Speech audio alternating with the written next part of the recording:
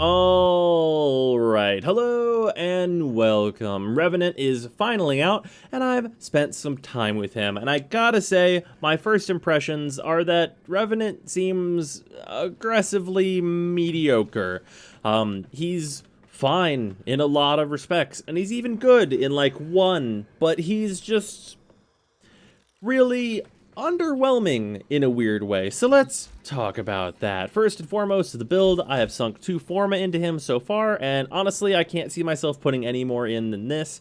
The one potential upgrade I guess you could do is to swap out Intensify with Umbral Intensify, which is very slightly better, but that's a Forma investment that I just don't think is worthwhile, so I'm not going to do that. This build basically focuses on having max efficiency, high strength. Turns out, Revenant doesn't really need range at all, and duration is not massively important, so you can get away with about 80%. In addition to that, I have Vitality for a little bit more survivability, which is also why Arcane Guardian is here, just to make it so I don't get vaporized instantly the moment my 2 goes down. Along with that, we have Arcane Energize just to make sure I am keeping more topped off with energy. And yeah, it's a pretty simple build, not much more to go into than that. Very quickly, let's go over his abilities. First and foremost, we have Enthrall. This is basically a better version of Nyx's 1. It turns out that if you make a better version of Nyx's 1, the ability is still bad, and I don't have a use for this whatsoever. Even given the synergy with this ability, if you use it with your Macabre, where you kill enemies with your 4 and then get shield/overshields, and enemies turn into like a well of damage for a little while. Because this ability caps at 4 enemies, that's literally never worthwhile. So there's kind of no point whatsoever to this ability unless you're just doing it for giggles, basically. Moving on, though, we have Mesmer Skin, which is his second best ability. So this will give you an amount of charges based on your power strength, and whenever an enemy hits you, it will consume a charge and you don't take damage and stun that enemy. So my initial impressions of this from the dev stream were that this ability was going to be crazy OP, the most powerful defense in the game. Turns out, that's not the case at all. Even though this is much like the Amish's 1, the types of enemies that we have on the ground just turns out that they can eat these charges really, really fast. What this ability needs is gating, basically. So that would be much akin to the way that Inaros' 4's augment works, in that his augment will protect you from status, but the way it does that is it eats 3% of your Scarab Swarm, and then gives you an amount of time where you are immune to status, and status is cleansed off of you. If this worked in a similar fashion, where it eats a charge and then you're immune to damage for, like, say, 3 seconds, this ability would be much, much better. Other potential upgrades to this would just be more charges in general, or the ability to recast this, just to make it more consistent. And I honestly don't think that any of that would be like crazy overpowered or anything, just because this ability is really weak against a wide variety of enemies in the game. Moving on, though, we have Reave. So Reave is a way overcosted Hydroid 2. So if you wanted to spend 75 base energy to go a short distance at medium speed, you're well within your rights to do so. This ability will also steal health and shields, but that's not particularly useful, as you should really be using your Mesmer Skin to survive, and if you're not, you're likely to be dead nearly immediately against enemies of any real level. So what would be very nice is if Reave could restore Mesmer Skin and there were more charges of Mesmer, or there's a myriad of things that would make him more defensive and better in that department, which is where I feel he personally needs to be better.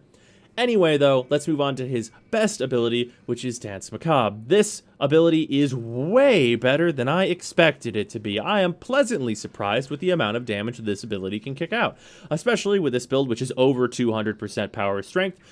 This does 2800 damage a second base, and also 5600 if you are holding left click while you are in it. This ability also gets scaling damage based on if enemies are shooting you. So if you get hit with a bombard rocket, it's going to take that damage and then convert it into your damage per second that you're shooting out of your laser fingers. That, turns out, is actually pretty good. Combine that with the fact that this will adapt damage type to suit the enemy you're hitting, and you have a pretty potent 4. It'll adapt to armor by changing to corrosive, and this can like proc status at a very good rate whenever you're using its boosted variant.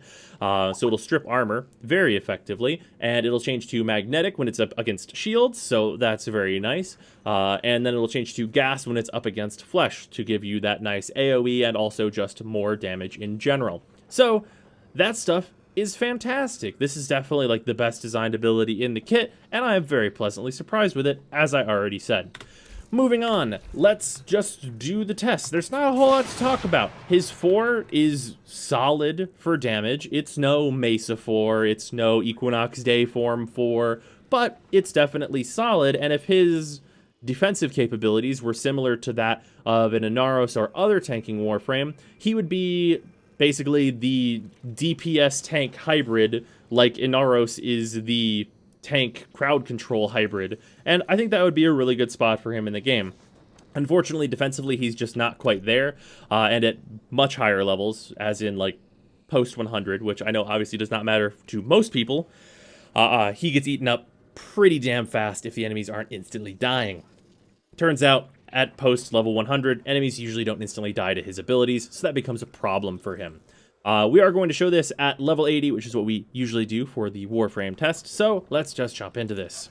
And also worth noting is he has a big problem with Corrupted Ancients. His 4 hates it when there's a Corrupted Ancient around, so you definitely want to clear them and then go into your 4, as it'll make your life way easier. And then I'm left-clicking for my boosted variant here, and you can see it strip armor and just otherwise take out enemies. You can use your 3 during your 4 to move around, although that is at a fairly significant premium in terms of energy.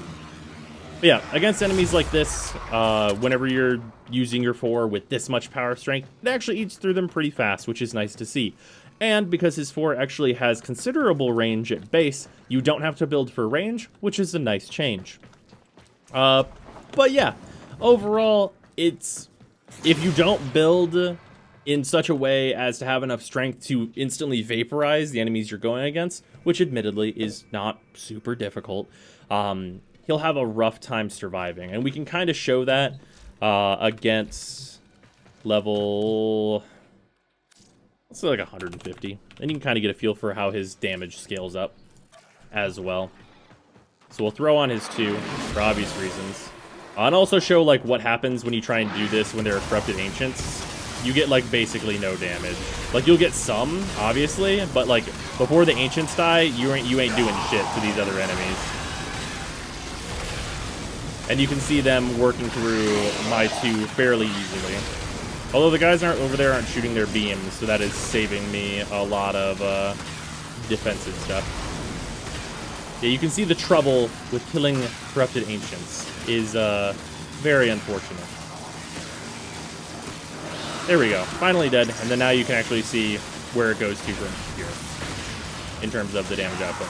See, like, level 150, not crazy.